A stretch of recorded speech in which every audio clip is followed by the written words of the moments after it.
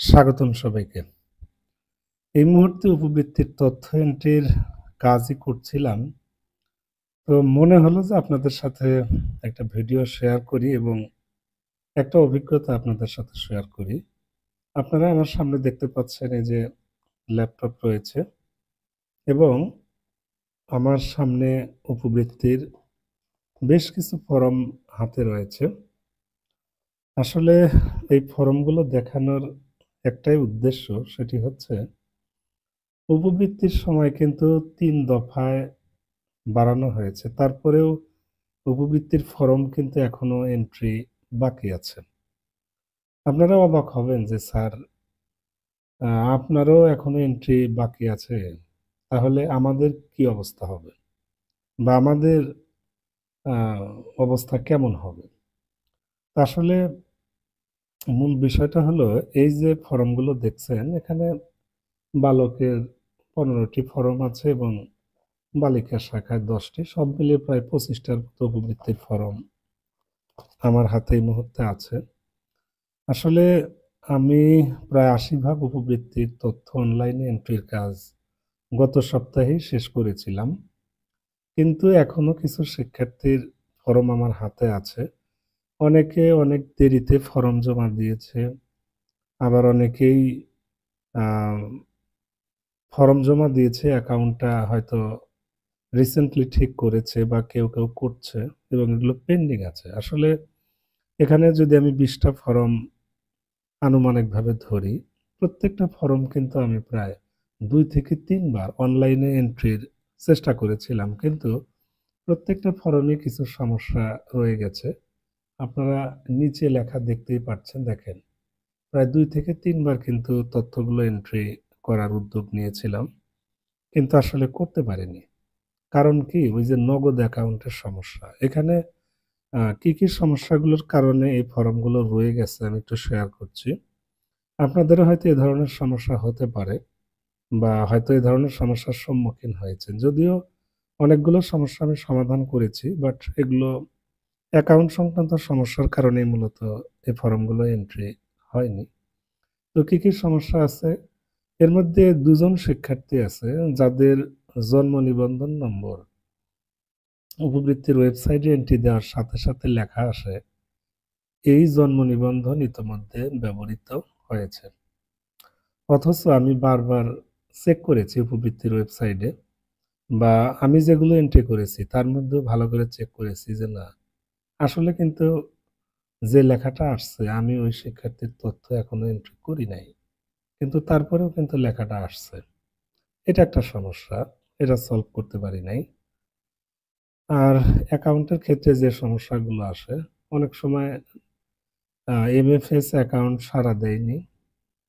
আ এটা সমস্যা আসে। তবে এই সমস্যাটা একটু কম আসে। সবচেয়ে বেশি সমস্যা আছে যে ওই কেওয়াইসি আপডেট না থাকা। প্রত্যন্ত অঞ্চলের প্রতিষ্ঠান তো এখানে অনেকে কেওয়াইসি বিষয়টা কি এটাই বুঝে না। তারপরেও বারবার শিক্ষার্থীদের বোর্ডে লিখে দেওয়া হয়েছে যে, যার নগদ অ্যাকাউন্ট তোমরা দিবে, অবশ্যই ওই অ্যাকাউন্টে আ যার আইডি দিয়ে খুলেছ তার আইডি দিয়েই কিন্তু সিমটা কেনা থাকতে হবে। অর্থাৎ একই ব্যক্তির জাতীয় পরিচয়পত্র দিয়ে সিম ক্রয় প্লাস নগদ অ্যাকাউন্ট খোলা থাকতে হবে সঠিকভাবে। কিন্তু অনেকেরই দেখা যাচ্ছে কি যে সিম একজনের, নগদ অ্যাকাউন্ট আরেকজনের। আবার এনআইডি দিয়ে নগদ অ্যাকাউন্টের কেওয়াইসি ঠিকই আপডেট করেছে কিন্তু ওই সিমটা ক্রয় করা অন্যজনের। এই সমস্যাটা সবচেয়ে বেশি। আমার এই যে ফরম দেখেন, ১ম এ কাজ করেছিলাম, লিখেছিলাম এনআইডির সাথে অ্যাকাউন্ট খুঁজে পাওয়া যায়নি। পরবর্তীতে আবার অ্যাকাউন্ট যখন ঠিক করে দিল, তখন এখানে লেখা আসলো ১৩ তারিখে কিন্তু আবার চেক দিয়েছিলাম, ফাইনাল চেক, যে সঠিক মোবাইল ব্যাংকিং এর তথ্য প্রদান করুন। এই মোবাইল নম্বরে অ্যাকাউন্ট খুঁজে পাওয়া গেছে এবং জাতীয় পরিচয়পত্রের সাথে অ্যাকাউন্ট নম্বর পাওয়া যায়নি। এনআইডির সাথে অ্যাকাউন্ট নম্বর মিলেনি। এটা একটা সমস্যা। আরো কিছু সমস্যা আছে, আমি একটু দেখাচ্ছি। যে এই অভিভাবকের এনআইডি দিয়ে ইতিমধ্যে আবেদন করা হয়েছে। এই নম্বর দিয়ে ইতিমধ্যে আবেদন করা হয়েছে বাবার এনআইডি, মাতার এনআইডি। এটা বুঝলাম যে হয়তো একজন অভিভাবকের একাধিক শিক্ষার্থী আছে যার কারণে এই সমস্যাটা হচ্ছে। সো অভিভাবক পরিবর্তন করে দিলে এটি সলভ হয়ে যাবে। কিন্তু তারপরেও তার অ্যাকাউন্টটাও ঠিক নেই। আরেকটা ফর্মে লেখা আসছে যাচাই করা যায়নি, আবার চেষ্টা করুন। ৩ বার চেষ্টা করেছি, একই কথা আসে। আরেকটা ফর্মে লেখা আছে সঠিক মোবাইল ব্যাংকিং এর তথ্য প্রদান করুন। অভিভাবক বা শিক্ষার্থীরা বলছে যে আমরা সঠিক মোবাইল ব্যাংকিং দিয়েছি, কিন্তু অ্যাকচুয়ালি তারা দেয়নি। বারবার একই কথা আসে। আরেকটা ফর্মে আসে যে সঠিক মোবাইল ব্যাংকিং এর তথ্য দিন, এই মোবাইল নম্বরে অ্যাকাউন্ট পাওয়া গেছে, এনআইডির সাথে অ্যাকাউন্ট মিলে নাই। দেখেন এই সমস্যাগুলো আপনাদেরও হয়তো হয়। তারপরে এই যে এই অভিভাবকের এনআইডি দিয়ে তোমাদের আবেদন করা হয়েছে। আবার সমস্যা আসে যে সঠিক মোবাইলের তথ্য দিন, এনআইডির সাথে মোবাইলের অ্যাকাউন্ট নাম্বার মিলে নাই। ঠিক আছে, মানে এই সমস্যাগুলো সবচেয়ে বেশি। প্রত্যেকটারই এই সমস্যা যে অ্যাকাউন্টের সাথে এনআইডি মিলে নাই বা নম্বর মিলে নাই।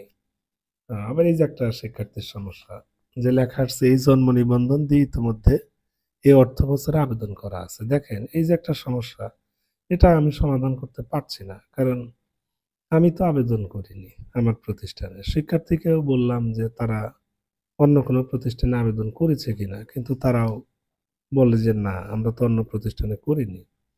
সো এই যে সমস্যাগুলো, মূলত এই সমস্যার কারণেই এই ফর্মগুলো এখনো রয়ে গেছে। এবং উম, এই যে আরেকটা আছে যে এই জন্ম নিবন্ধন নম্বরটি ইতিমধ্যে ভাতাভোগী পাওয়া গেছে। এখন এই যে সমস্যাগুলো, এই সমস্যাগুলোর কারণেই মূলত এখনো প্রায় ছাত্র ছাত্রী মিলে প্রায় ২০ জনের মতো শিক্ষার্থী আছে যাদের উপবৃত্তির তথ্যগুলো আমরা এখনো এন্ট্রি করতে পারি নাই।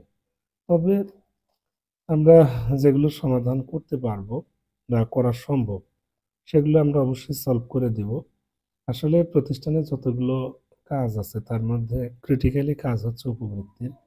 মানে ক্রিটিক্যালি বলতে কি, এটা কঠিন কাজ না, কিন্তু এই যে আহ, শিক্ষার্থীদের বারবার বলার পরেও যখন তারা এই বিষয়গুলো বুঝে না, বা অনেক সময় অ্যাকাউন্ট ঠিক না থাকার পরেও অ্যাকাউন্ট নম্বর লিখে দেয়, সো পরবর্তীতে আমরা যখন অনলাইনে কাজ করতে যাই দেখা যাচ্ছে কি এগুলো বারবার এন্ট্রি হয় না।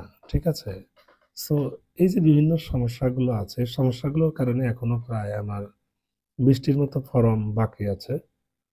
তবে অনেকেই অ্যাকাউন্ট ঠিক করে দিয়েছে, কেউ কেউ হোয়াটসঅ্যাপেও সেন্ড করছে, আবার প্রতিষ্ঠানে এসেও দিয়ে গেছে। সো আমি আন্তরিকভাবে চেষ্টা করছি উপবৃত্তির তথ্যগুলো সঠিকভাবে এন্ট্রি করতে। আসলে আমরা কখনোই চাইবো না কোনো শিক্ষার্থীর তথ্য এন্ট্রি থেকে বাদ যাক। এখানে ২০টা ফর্ম আমি কমপক্ষে ২ থেকে ৩ বার করে ট্রাই করেছি। তাহলে ৩ × ৬০টা ফর্ম কিন্তু আমি এই ২০টা এন্ট্রি করতে যে ঝামেলা বা ভোগান্তিটা আমাকে পোহাতে হয়েছে, ঠিক এই সময়ের মধ্যে কিন্তু আমি ৬০ জনের শিক্ষার্থীর তথ্য এন্ট্রি করতে পারতাম।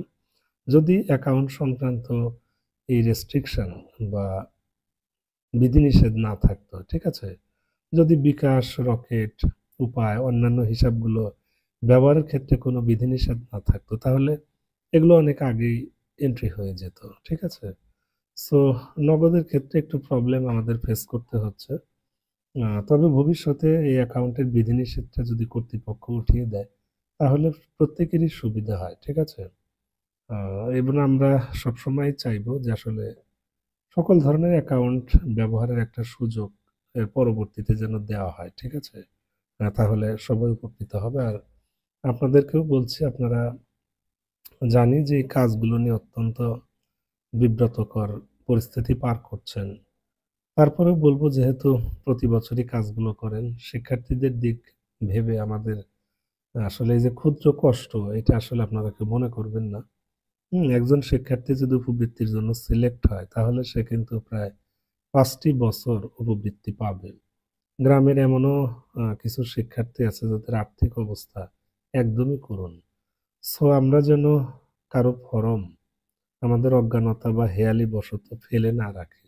শিক্ষার্থীরা যদি উপবৃত্তির ফর্মটা প্রতিষ্ঠানে জমা দিয়ে থাকে, আমরা যেন অত্যন্ত যত্ন সহকারে তাদের কাজগুলো করে দিই। এটাই হচ্ছে আপনাদের প্রতি আমার রিকোয়েস্ট। আর আপনাদের উপবৃত্তির কাজের অগ্রগতি কতদূর? আমি জানি যে 99% হয়তো কমপ্লিট অনেকেই করেছেন।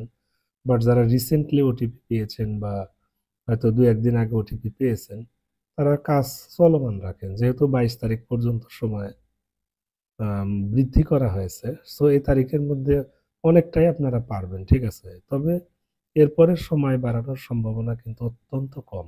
এজন্য আপনাদেরকে বলব, আপনারা অবশ্যই এই সময়ের মধ্যে উপবৃত্তির যাবতীয় কাজ সম্পন্ন করার আপ্রাণ চেষ্টা করবেন। ঠিক আছে? ভালো থাকেন। অনেক কথা হলো, এখন বাকিগুলো দেখি, আবারও একটু ট্রাই করি। যেহেতু ৩ বার করে চেক দিয়েছি, সো আবার অনেকেই ঠিক করে দিয়েছে। চেক দিয়ে আবার অনেকে কেওআইসি আপডেট করেছেন। অনেক ক্ষেত্রে ২৪ ঘন্টা, ৪৮ বা ৭২ ঘন্টাও লেগে যায়। সো এইজন্য আবার বারবার কিন্তু মাঝে, মাঝে চেক দিবেন।